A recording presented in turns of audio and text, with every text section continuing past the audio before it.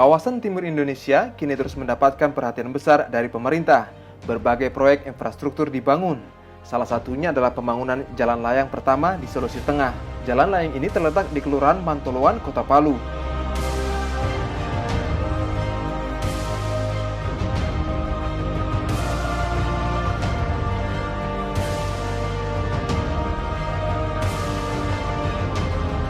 Pembangunan jalan layang Pantoloan bertujuan mengurai kemacetan di Kota Palu. Sebelum jalan layang ini dibangun, Kota Palu kerap dilanda kemacetan. Jalur ini menjadi bagian dari lalu lintas Jalan Trans Sulawesi. Padahal Kota Palu termasuk kawasan ekonomi khusus dengan keberadaan Pelabuhan Pantoloan.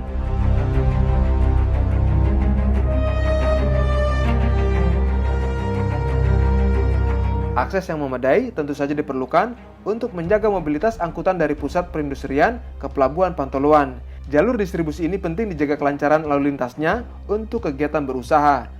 Muaranya tentu saja demi meningkatkan kegiatan perekonomian.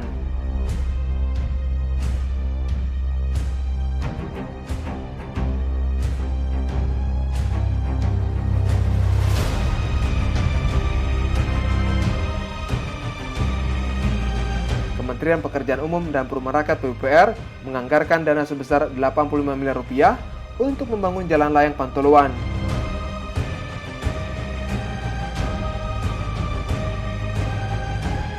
Jalan layang sepanjang 904 meter ini menggunakan teknologi mortar busa atau timbunan ringan.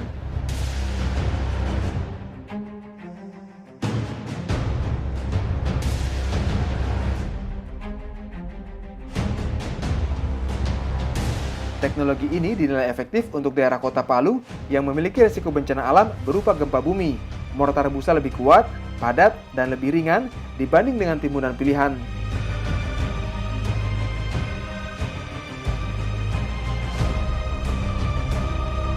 Jalan layang Pantoloan memiliki ketinggian 5 meter.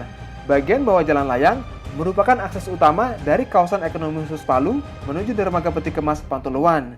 Jalur ini sepanjang 300 meter.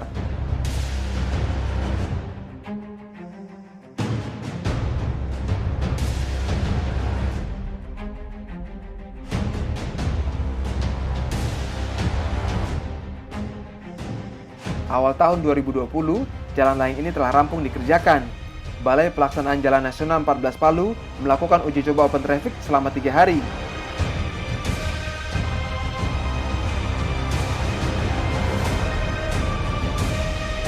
Jalan layang Pantoloan menjadi daya tarik warga Kota Palu. Ibarat magnet, warga kini kerap mendatangi jalan layang untuk bersuah foto. Memang flyover itu menjadi daya tarik, ada magnetnya sendiri. Ya. Kenapa Pak Kapolres pun juga swafoto di sana. Nah, saya lihat di situ tempat berkumpulnya ataupun menjadi ikon tersendiri masyarakat Kota Palu untuk bisa berkumpul bersama keluarga, bersama kawan-kawannya ya seumuran lah. Kemudian untuk menghabiskan waktu malam ataupun sore. Dan saya lihat pun situasinya juga oke banget melihat di sana ada kelihatan landscape-nya ya, ada pegunungan dan lain sebagainya. Keberadaan jalan layang Pantoloan melengkapi berbagai sarana infrastruktur di kawasan ekonomi khusus Kota Palu. Dengan begitu, diharapkan investor kian tertarik menanamkan modal di Kota Palu. Kawasan ekonomi khusus Palu merupakan kawasan pertama yang didesain oleh pemerintah sebagai pusat logistik terpadu dan industri pengolahan pertambangan di koridor ekonomi Sulawesi.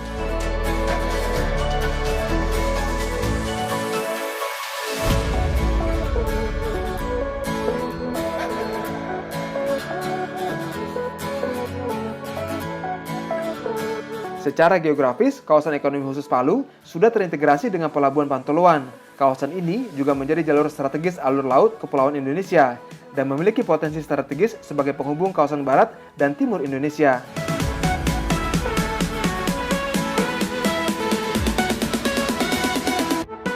Teluk Palu yang dalam dan lebar memampukan kawasan ini untuk menjadi jalur perdagangan nasional dan internasional.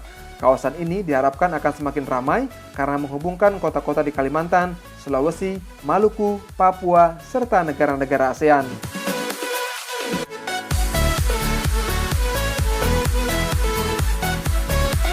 Kawasan Ekonomi Khusus Palu ditetapkan melalui Peraturan Pemerintah Nomor 31 Tahun 2014. Produk yang diunggulkan dari kawasan ini adalah nikel, kakao, dan rumput laut.